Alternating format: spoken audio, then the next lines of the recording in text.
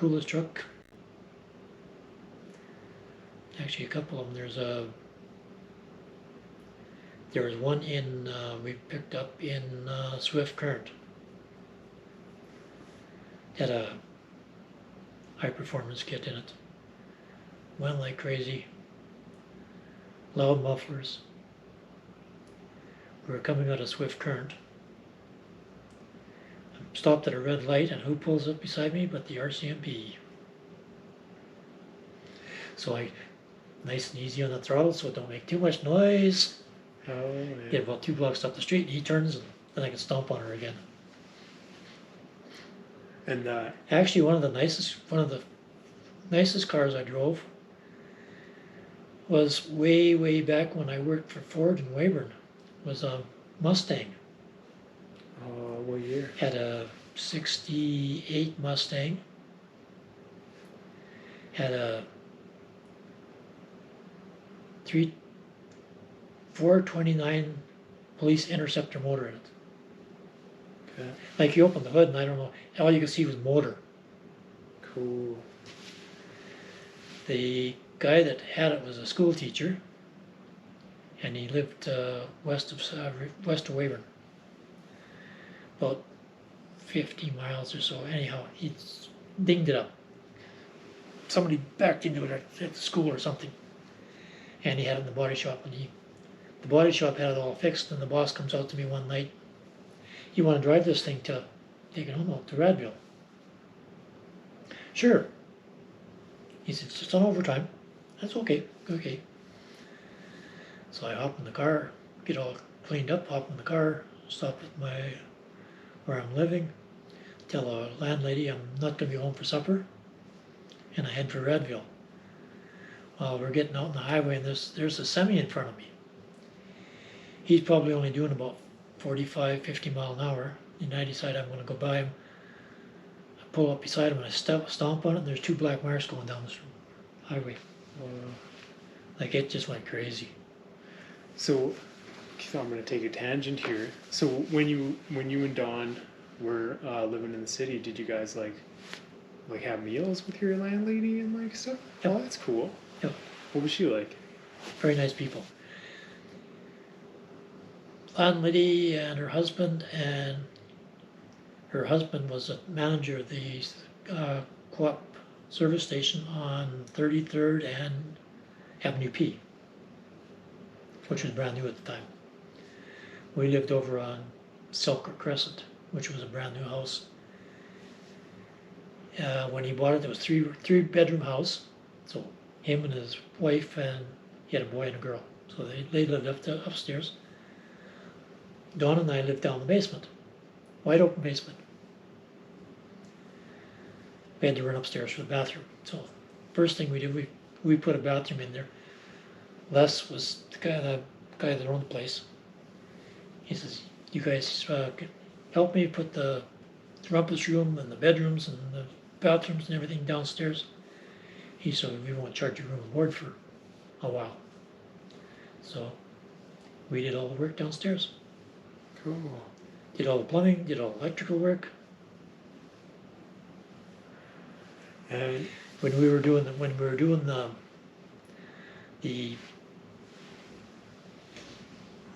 bedroom, one of the rooms downstairs, anyhow, we put in all black fixtures.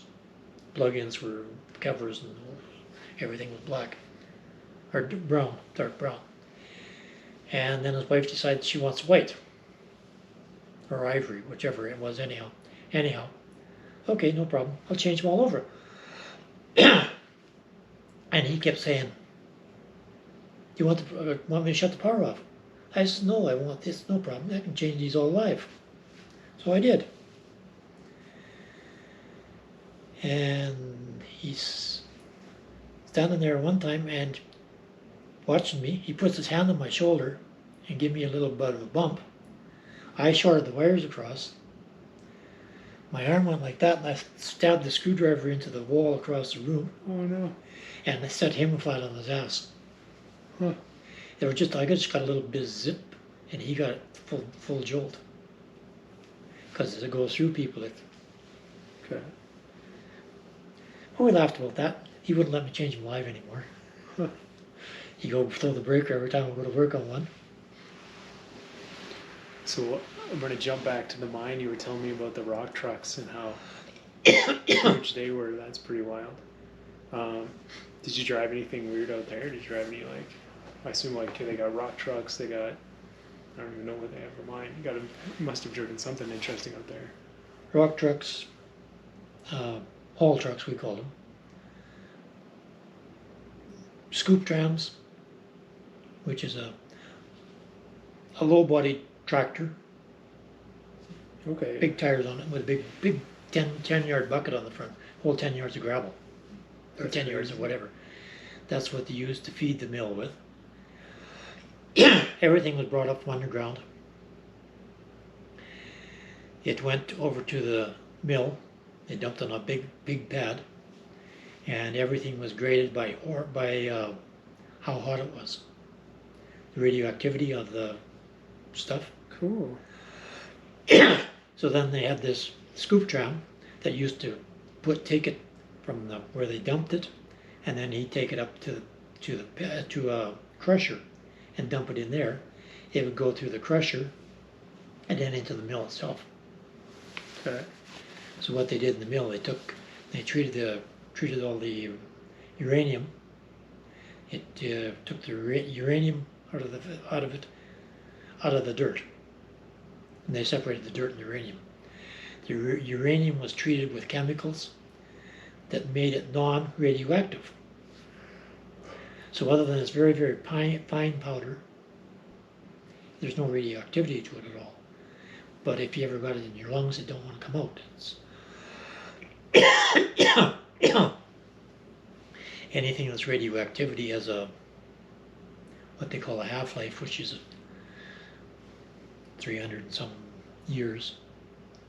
You got a pound of it, in 300 and some years you got a half pound of it left. Another 300 and some years you got a quarter pound of it left. So it's, anyhow.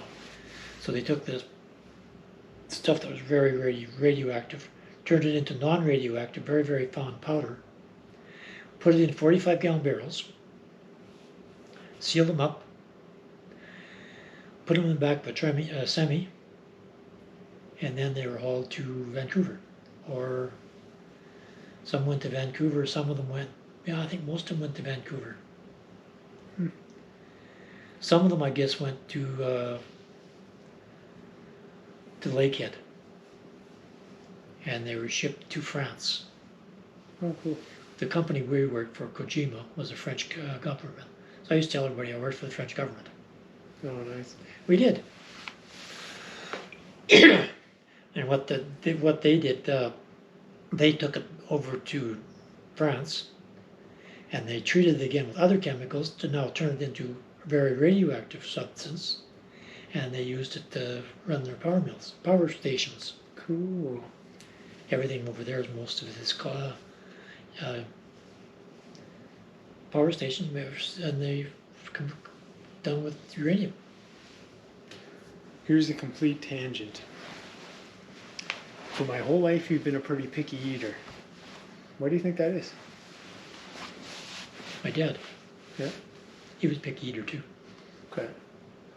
because when he was overseas in the army, when he wasn't on front line, when he was on the front line, they fed him really good. But when he wasn't on front line, they didn't get a lot of the really good food. And he said some of the stuff they gave him was really crap. Cheese that was very moldy, so he didn't like cheese. That's one example. And other stuff that was, Oh, interesting. it wasn't really. He didn't like it, so Mom never cooked it. And if we went any place that had it, Dad wouldn't take it or didn't eat it. And I guess I got my habits from him, a lot of them, although I did eat cheese. Interesting. My mom's auntie, Stella too, she was going to make Dad eat cheese. Okay. So she made a dish. We got invited down there for supper. Got invited down there lots for supper. They lived in Torquay. and she had this fancy uh, dessert. Dad ate it and loved it. And Aunt Stella sitting there just laughing her guts out. It's cheese, made of cheese. So how did she tell your dad? Was he yeah? After he ate it, yeah. What did he think of that? He said this was good, Oh, but he still never ate cheese. I don't know unless it was Aunt Stella's cheese. What was your mom's like signature dish? What did Pancakes. Oh, interesting. Pancakes for breakfast every morning, No way. 99% of the time. Homemade pancakes. And what did a Sunday dinner look like there? Sunday dinner. Oh, that was harvest time. Sunday dinner. Fresh potatoes, corn on the cob, fried chicken, Oh, nice. and you went out and you caught the chicken, killed it. Mom would clean it up and fry it up. Potatoes were dug in the garden. Corn came from the garden. Everything came from the garden. The only thing that didn't come from the garden, salt, pepper, sugar, tea, coffee. That was about it. So Bread, well, mom made her bread, baked her bread. But when she went to town for groceries, it wasn't like we do now, where you buy everything. It was salt, pepper, sugar, coffee, tea, flour. was there what this is a total aside question, but what was like access to spices like? Because like now I can go like whatever to Walmart and get like any spice in the world virtually. Spices were salt and pepper. Yeah. Onions, which I guess isn't really a spice, but they were raw onions, or salt and pepper is about the only spices I can remember. Cool. Maybe it's just the way we ate, I don't know. But there wasn't a whole bunch of spices. There might have been some spices that I don't know what all Mom used, but not too many.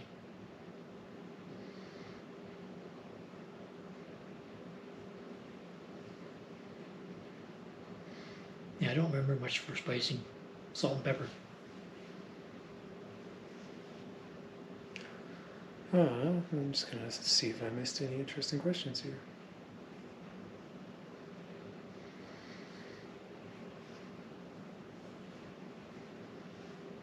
Was there any like random moments that ended up kind of like shaping your life for like a really long period of time? So like you mentioned like getting your car, and then that kind of influenced you being a mechanic. So Well, actually, I've been helping Dad for mechanics for a long time. so By then. an interesting like a random thing for me is like when I was on the fire department and I was playing football, I was hanging out with like Graham Dick, and Graham at the time was like a year older than me, and he was doing every club in high school. He was like doing knitting and singing and football and basketball and all these different things, and I was like, oh, that sounds cool. And then I did that for a year, and then like that's been my life ever since. Like even to this day, like I'm just doing a million things all the time, just because like he said that, and then I did it, and then I liked it, and then it was like my whole life. Is there any weird moments like that where it was just some random fortuitous thing that ended up shaping your life? I like playing cards, playing games. When we were kids growing up, Dad taught us every card game he could think of, and every card game he knew. Whist, uh, canasta, solitaire, taught us how to gamble, playing cards, blackjack, you name it, we did it. Cool. Not that we ever gambled much. I still don't. I'm too stingy with my money Yeah. to give it away like that. Do you have any funny stories about working on the farm? Yeah. we were behind the barn. Dad had it all kind of partitioned off, and we used to have oat sheaves. You know what an oat sheave is? No, what is that? Okay, you take a cutter, called a binder, out. It cut your oats down, put it into bundles, Okay. tied it up, and then it would drop it would slide down to a catcher. And when there were so many bundles in the or so many oat sheaves in the catcher, whoever was riding the binder would trip it and they'd fall down. Then you go back and you stand them all up. We call it stooking. Oh yeah. And that was just basically to, if it rained, it would keep the rain off, shed the rain. Anyhow, one spring, when we picked them up, I threw them into this big corral behind the barn, and then we could just open the back door, bring them in, feed the cows and the horses.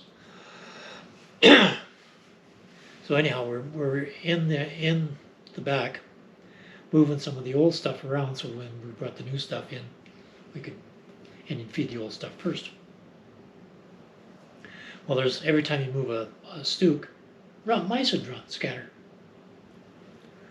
Well, one run up Don's leg, and he's going. And I never seen a guy get out of his pants so fast in all my life. Oh my gosh.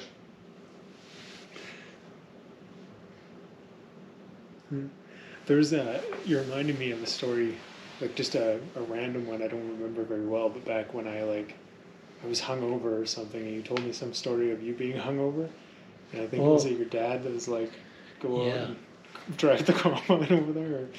It was, I probably was out with Wayne, and we'd gone out and came home about 6 o'clock in the morning, maybe even a little later. And I was just pissed to the gills. And I walked in the house, and there's Dad standing at the door. Kind of a big smile on his face. Oh, you're up for the day. Nice. Yep. Well, you're going to go out and one-way or disc that field out there. Get your work clothes on, and I'll get out of your clean clothes. Put your work clothes on. We'll go out and take the tractor out. So I go out and get the tractor. I'm fueling up, putting gas in, and Dad comes over, and he says, when you get to the far end of the field, behind that big slough out there, you pull over, you shut the tractor off, and you go lay down and have a sleep. He says, sleep it off. He says, I'll make sure that I get you in time for lunch. So I go out behind the slough. Can't see the house anymore. I lay down and have a sleep. I wake up, it's probably about 11:30. Come back down to the other end of the field. Go in and have dinner. Mom says, oh, I didn't see you going around doing much out there in the field today. I said, well, I had some trouble at the other end and I had to stop and fix it. Nice. Dad just looks at me and says, has a big smile on his face. Were Grandma and Grandpa fairly strict? Or? Grandma was, but the day she caught me smoking, she was very much against their smoking. So I'm home for the weekend from going to school in Moose Jaw. I'd always put my cigarettes in my pants pocket, so Mom couldn't see them. I don't know how she could never smell them, but whatever. I always smell somebody when they're walking by and they had a smoke, right? Anyhow, I wake up this one morning. There's all the stuff out of my pockets, including my cigarettes sitting on the night table. I think, oh, I'm in trouble now. So I get up and I get dressed, put the cigarettes back in my pocket and stuff them down. I can walk out to the kitchen and Mom says, "How long you been smoking?" And I said, "Well, for a while now." "You really think you can afford it?" Cigarettes were about 35 cents a package at that time. Oh my gosh.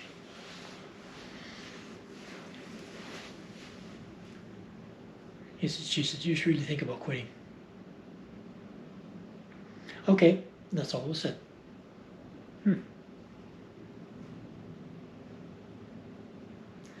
So, Dawn is in Regina. Gone to Regina for the weekend. Girlfriend in Regina or something. So on my way back to Moose Jaw, I go to make a side trip to Regina. I'm going up and down Alfred Street and where I think he might be hanging out. Can't find him. Because I'm going to tell him, I got caught smoking, and they're going to figure you smoke too. Because if I did it, he did it. We always did everything together. Never did find him. And then I did. Nice.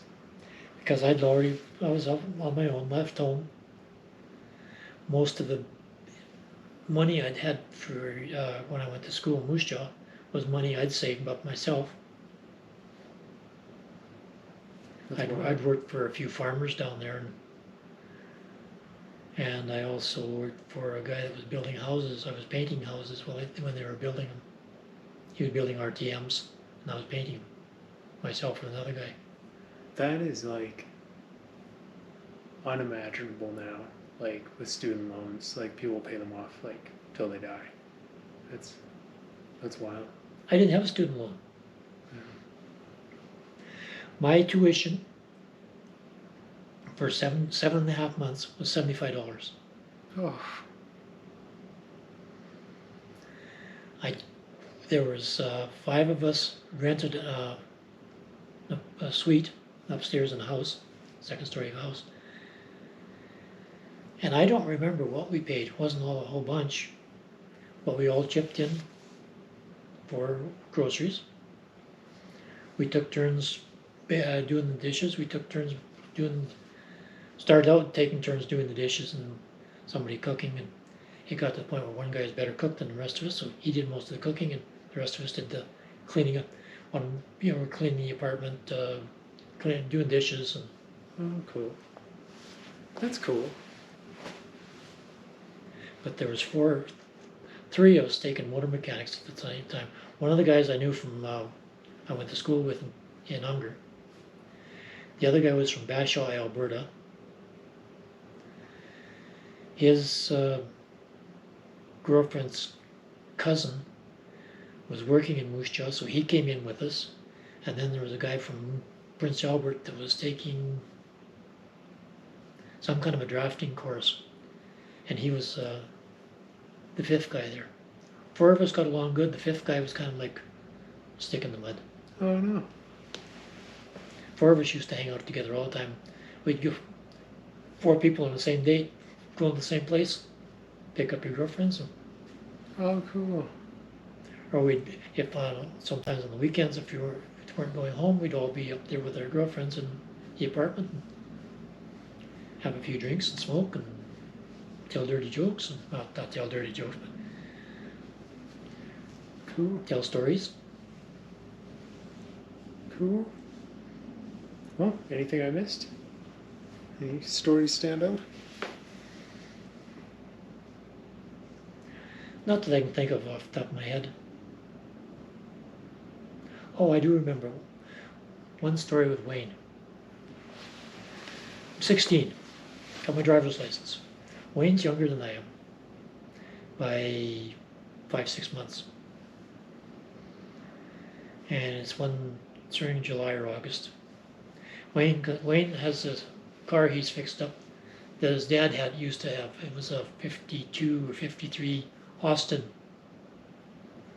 4-door sedan. Suicide doors on them. You know what suicide door is? Oh, cool. Anyhow,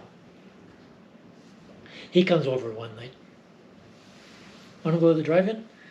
Sure, let's go. So I go in and I start getting cleaned up. Mom says, you better be careful. I said, Wayne doesn't have a license, driver's license. I says, I know. I'm driving. Oh, okay. So away we go. Cool. So his girlfriend had gone with her brother and his brother's girlfriend to the drive-in. So we snuck around through the drive-in, driving around the drive-in with no lights on after the show had started, so we could find where his girlfriend was parked. Pulled up in beside him. Cool.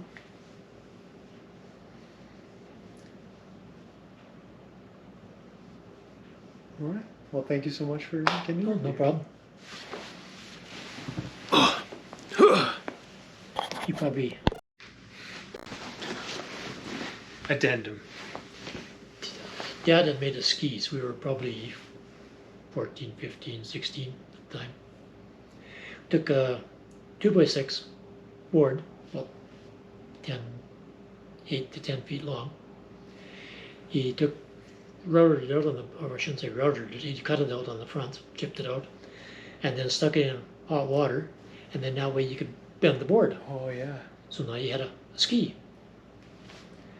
A strap over top, nail it on with some rope or leather or whatever, just kind of nailed on, tie it to your boots. The only place we had for using a ski was on a hill in the dugout, which 8 feet down and you were into the snowbank. Awesome. But what we used to do was one guy would ride the horse,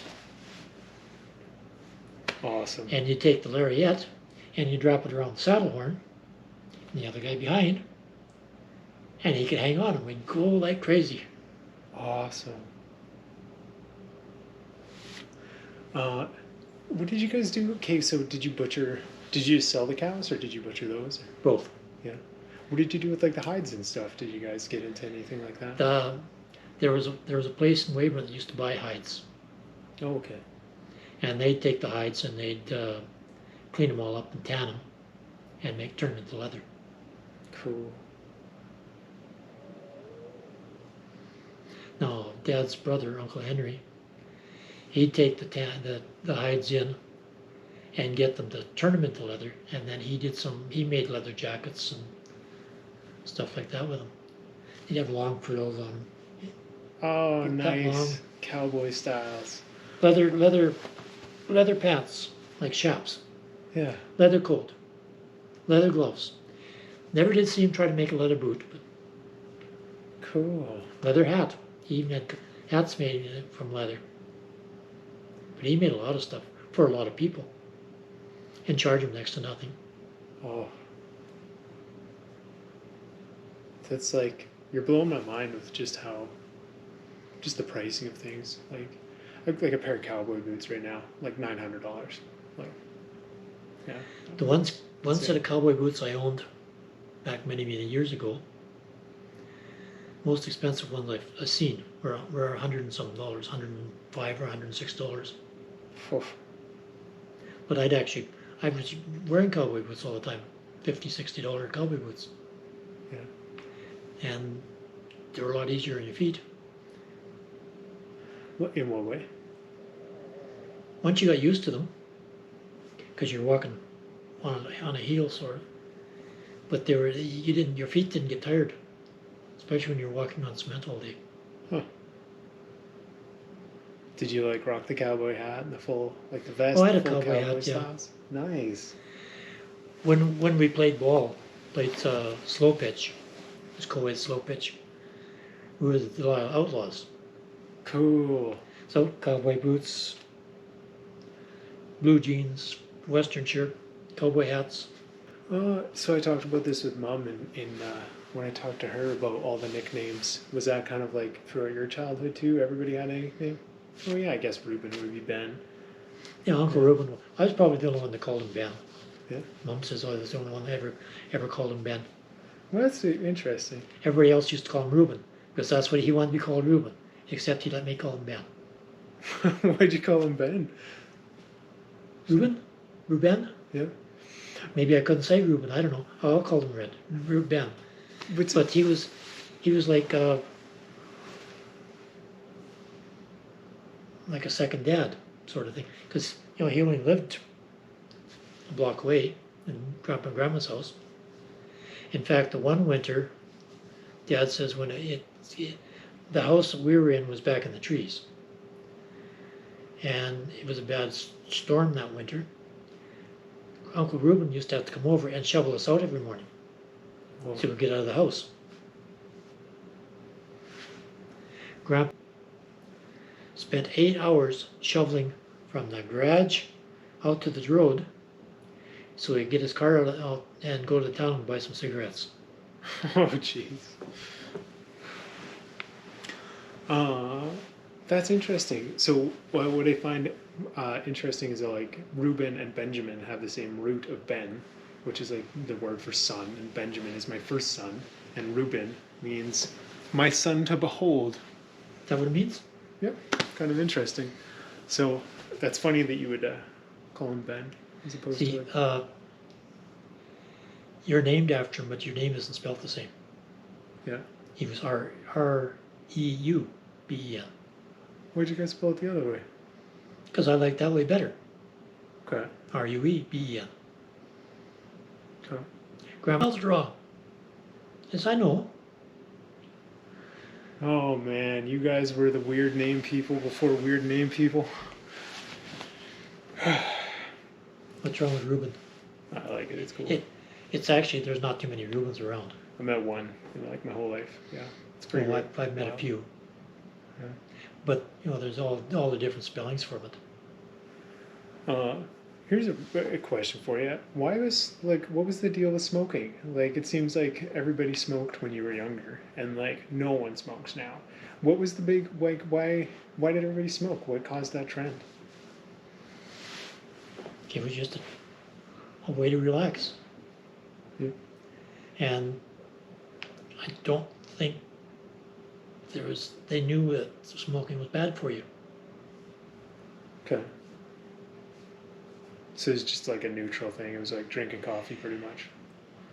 Most places you went to, there were cigarettes on the counter, on the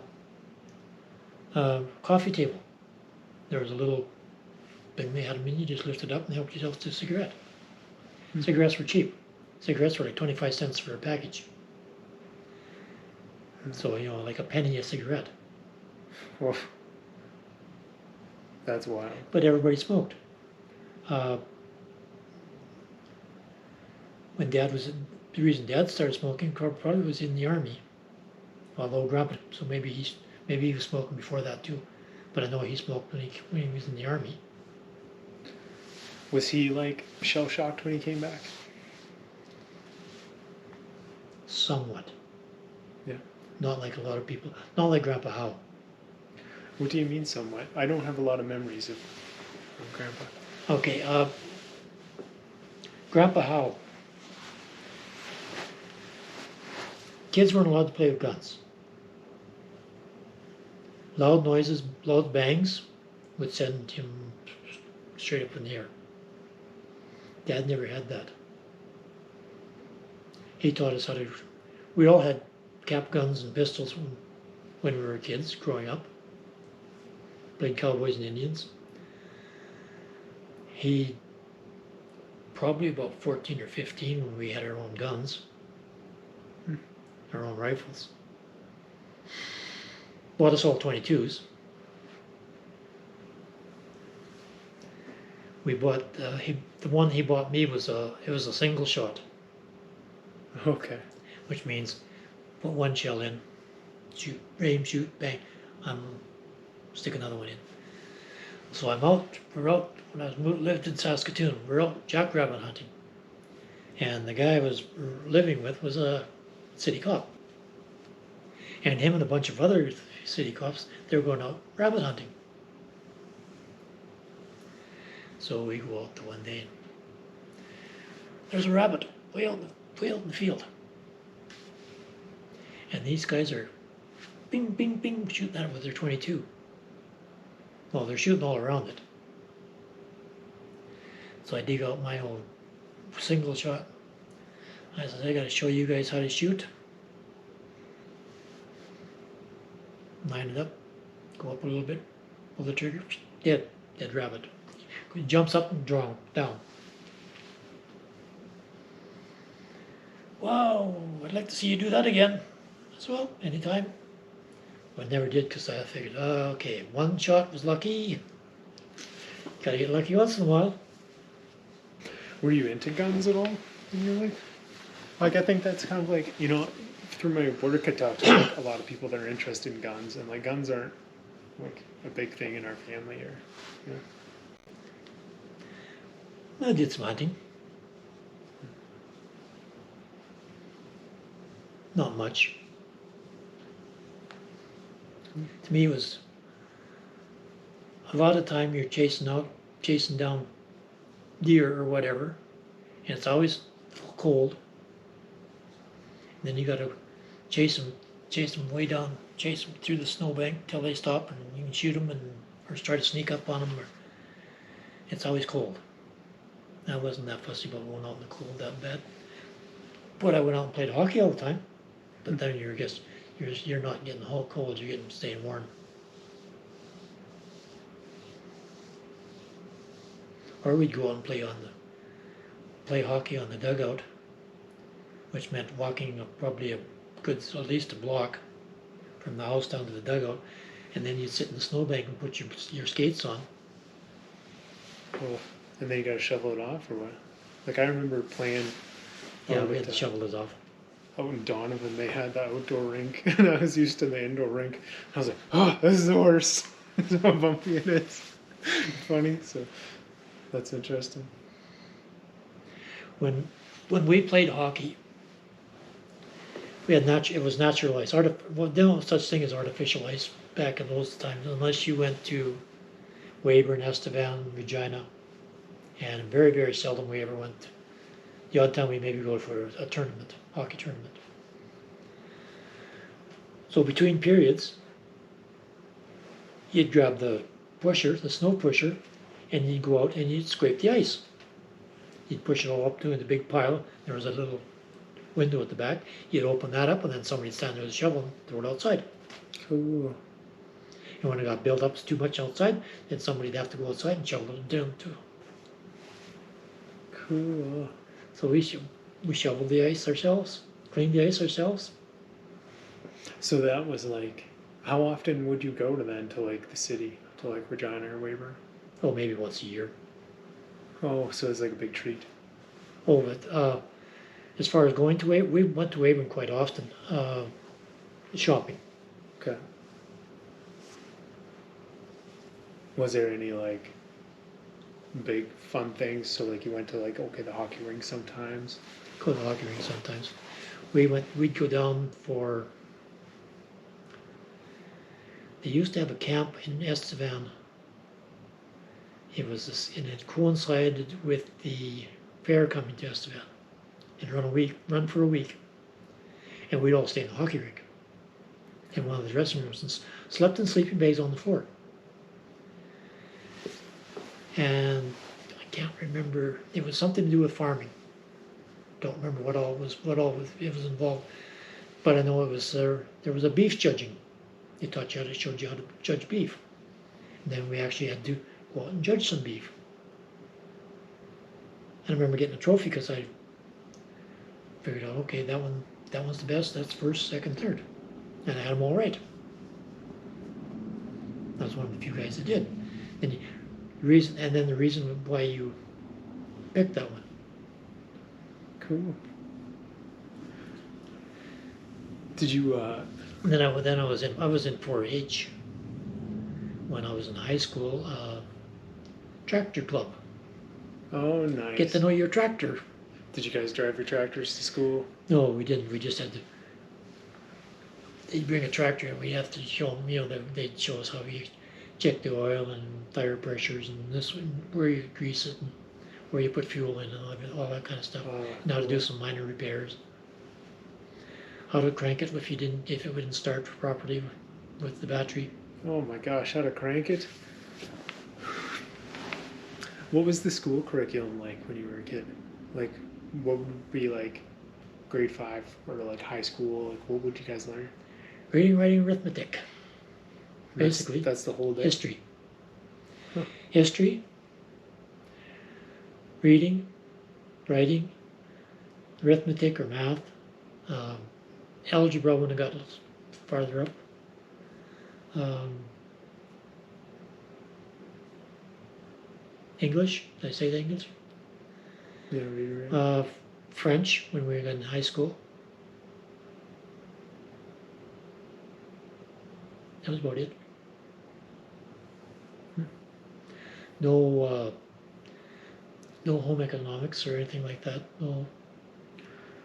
Man, so a couple of guys like are people I do jiu-jitsu with or whatever, they're teenagers, 15, 16, just coming out of high school. And the stuff they're taking is wild. Like they have home ec like every day, so they cook like a meal kind of every day. And then for other class where we used to take like industrial arts, they're taking like robotics and coding and like it's wild to see. Yeah, we never had any such thing as industrial arts. Yeah. Oh my god, life would be an industrial art. The school or extracurricular football was extracurricular. Did you ever play football? Yep. Cool. And baseball was extracurricular.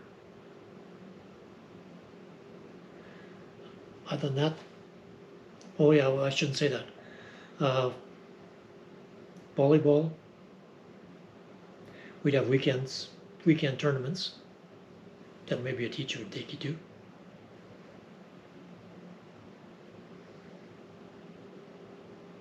Curling. We got. That would depend on the teacher. If the teacher liked curling, then we have a little bit of a bonus field. You know, you probably go down once a day and have a curling game. Cool. But it wasn't part of the curriculum. There was no phys ed as such. Oh yeah. My last year in high school, in grade 12, I rebuilt the football field, the uprights. I rebuilt all the backstops for baseball. Oh, cool. It blows my mind that you play football. I never knew that. What position did you play? Any place but center, generally the end. Oh, interesting. But there was only 6 man. What? 6 That's man weird. flag football. Okay. We had one guy that used to be our quarterback. He was good at dipping and diving. He'd tell the line, let everybody through. Now when he's throwing the ball, there's only the person that's ineligible to catch it is the center. And I was on the. But he'd let everybody through, and I'd kind of stand there. And they'd be chasing him around pretty. He'd stop, and he'd throw me the football. I'd catch it, and where we go. Oh man. Do you watch football now? A little bit. Yeah. The tight ends are booming right now. Travis Kelce's dating Taylor Swift. Pretty wild. Don't watch much of American football. More Canadian stuff. Saskatchewan isn't doing very good, so. So, okay, you gotta. I just want to jump right back to your childhood here. So, no power in the house. What was like the first movie you went and saw? Well, what was that like? We used to go to the drive-in every once in a while. Okay. Like that was always around the drive-in? Okay. Don't remember too much going to a movie theater until I was out and on my own. But the drive-in was, yeah. Because you went to the drive-in, you had 2 shows for one night. You had a show, intermission, a few previews, then another show. Cool. The day Jim was born, Dad took Dawn and I, and Uncle Earl. Uncle Earl was working for us at the time on the farm. So we all go to the football game, the drive-in theater. Go up and see Mom and Jim. well, Don and I couldn't go in, but Dad and Uncle Earl go in, see the baby, see Mom. We go to the drive-in. Well, we're coming out of the drive-in, and everybody kind of lines up, and you see somebody up there directing traffic as you're coming through.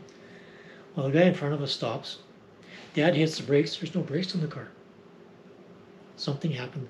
The brake fluid leaked out. Oh, The brake no. lines had broke. So cranks it over so he doesn't hit the car.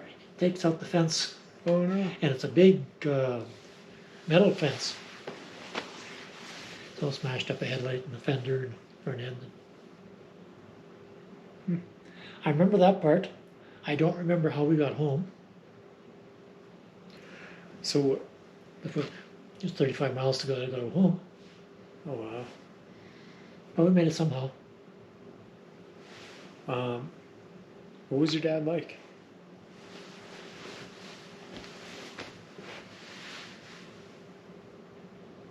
Dad was jokester, That's where I get it from. We figured it out. soft, very soft. In what way? You could do probably just about anything, as long as it wasn't, if you weren't hurting yourself or somebody else, and it wasn't against the law. Didn't mind letting you smoking. Dad smoked for a lot of years, till he decided he couldn't quit, and just out the window they went, and threw a half package out the window, and never had a cigarette after that.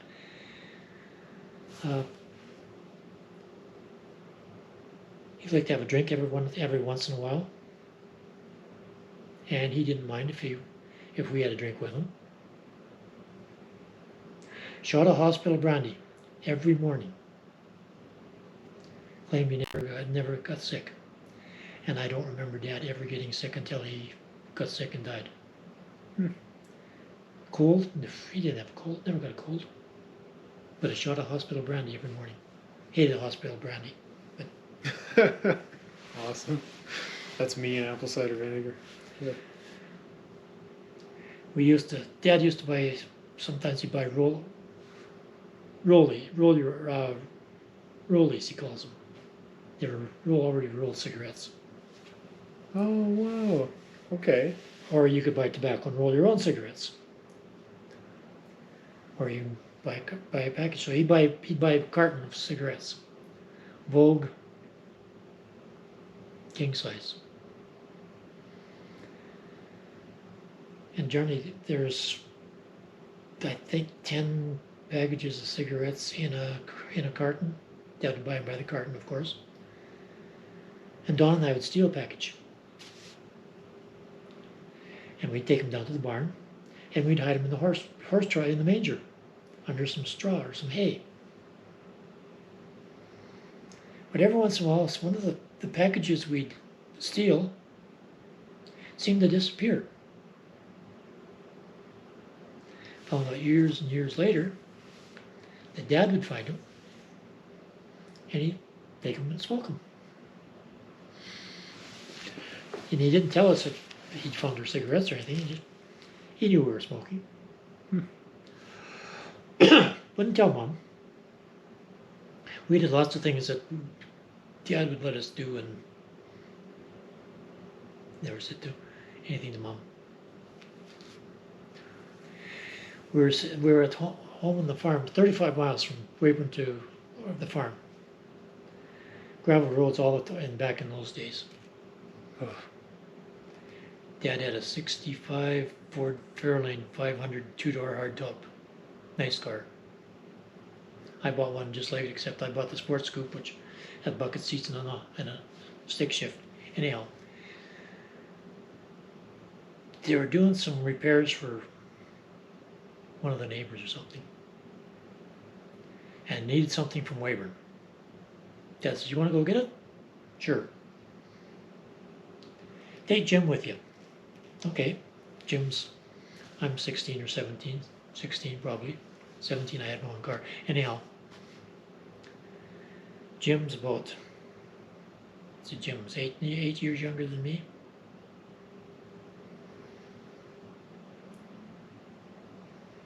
He might have been 6 years old, 5 or 6 years old. Anyhow, we're going down the back roads. And I'm doing probably about 80 mile an hour. Oh my gosh. And Jim's sitting on between my legs and he's steering. Oh my gosh, dude. I think about that now and thinking, one wrong move and we'd have rolled the car and probably both ended up dead. That's craziness. And then we made a flying trip to Weyburn, about 80 miles an hour all the way up and all the way back. I only let him drive for a little bit. Get back and Dad looks at me and he says, "What took you so long?" Oh my gosh. And then looks at his watch. He knew that we were going pretty fast. When I first turned 16, we had a 57 Buick, two-door hardtop, Buick Special. You know what a two-door hardtop is? 2 doors, all 4 windows roll down. It's all clear. There's no brace between the front and the back. Oh, It's okay. wide open. There's a full open side from the front door to in the back. There's no door there, but it's just side. It was 3-speed standard, or 3 on the tree as we used to say it. So Dad would get driving the thing, and every once in a while he'd forget which gear he was in. He'd be in second gear. And he'd pull out to pass somebody and pull it up about 80 mile an hour. And then he realized he was in second gear and shifted into high. He said, that thing really goes in second gear. It goes pretty good in low gear too. So when I turned 16 and get the car, Dawn and I are going to school one day in it. 60 miles an hour in low gear, 105 in second gear, go into third gear, and 150 I quit. Oh my gosh. No, it was 150 on this. They had what they call a fluid drive speedometer, which meant as your speed increased, there was like a full line across there. The line would start to turn red, and when you got to 120, there was no more room for red line or red. So then what would happen after it was red for a while, then it would start to turn black at the end and start turning black. Well, I got it up to 30 mile an hour again in black, which would mean 150, but probably more than that, because between 120 and it's starting to turn black again, there's some lag time in there. So Oh man. I can't remember what they called it, but it was this. That's like with when I was going to school in Moose Jaw. One of the instructors had a 57 Buick. He'd fixed all up. And I was looking at it and he said, "I bet you can't even start this thing." I said, "You want to bet?" "Well, here's the key, show me." So you get in and you stick the key in the ignition, you turn it on. You push your your gas pedal down about halfway, and that would engage the starter. When it start up, take it off. He says, "Oh, you do know how to start it." I said, "Yeah, well, I learned how to drive one." Didn't tell me I drove before that, but we started driving on the farm when probably about 7 or 8 years old. We started driving the tractor Oh my gosh. by ourselves. So, okay. First time I drove the big truck, we were at the far end of the field in combining, and I was riding with Dad. And he says, we broke down. "You think you can bring the truck up here?" "Sure, I can." So I go down, 3-ton truck, harder than hell to steer, because it's got half a load of grain on, it's all towards the front axle, so lots of weight on the front. 4-speed standard transmission with then the split differential, which means a high-low range in your rear differential. You stick the clutch in, foot feet, and then you got to starter on the floor. You got to push that on that with your foot while you're holding onto the. Get it started. I don't know the gear shift, the gear pattern yet. I don't even know what gear I'm in, so I'm probably in about third gear. I think it was in third gear, Dad did tell me. Drove it down to the other end of the field. Dad said, once I got going, he said, it looked like you startled it out a few times, taking off. Like, yeah, a couple of times. He said, well, probably more than that, but anyhow. He said, once you got going, you really flew, didn't you? I didn't know how to shift gears, whether I'm going up or down. That's how young I was. That's wild. Did you ever have an interest in getting into farming? Nope. No? Don did. Dad kept saying, no, you don't want to be a farmer. Why is that? Just too much work? Don wanted the farm and Dad wouldn't give him the farm. Dad wouldn't even sell him the farm because he didn't want him farming down there because of our aunt Emma, who lived across about a mile across the field. She was a mean. When she was training the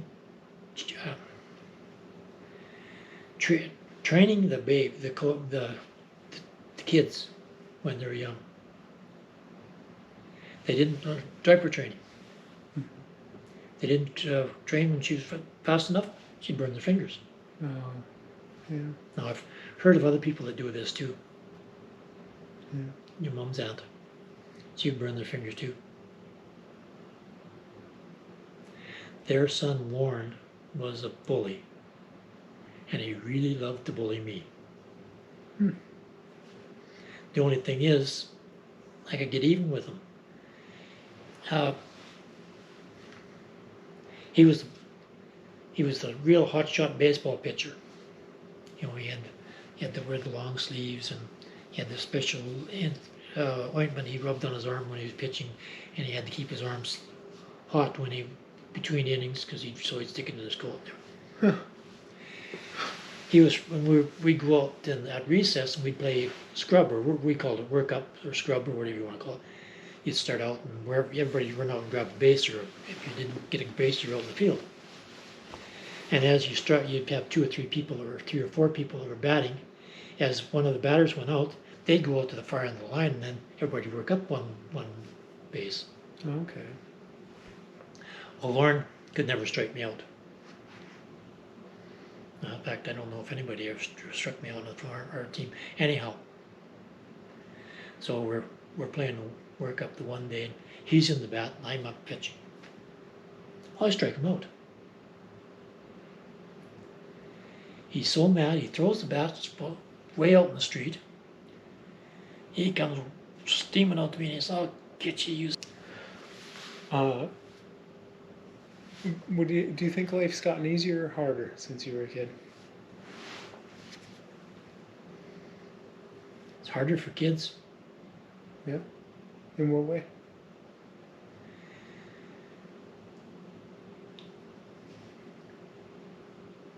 Parents aren't being as tough as they used to on their kids. Like if I went to school and got in trouble, I was in trouble when I got home. There was none of this, go to the teacher and say, well, my little Johnny would never do that. Allowing the kids nowadays got too much free time, most of them got too much money, and they're getting into trouble.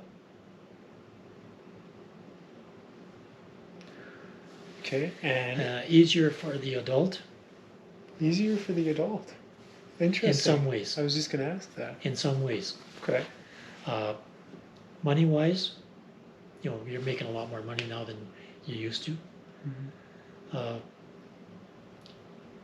only thing is, it's become a 2-income family, where before it was 1-income family. You didn't need to have 2 jobs to make a living. But the wages now are most places are pretty fair.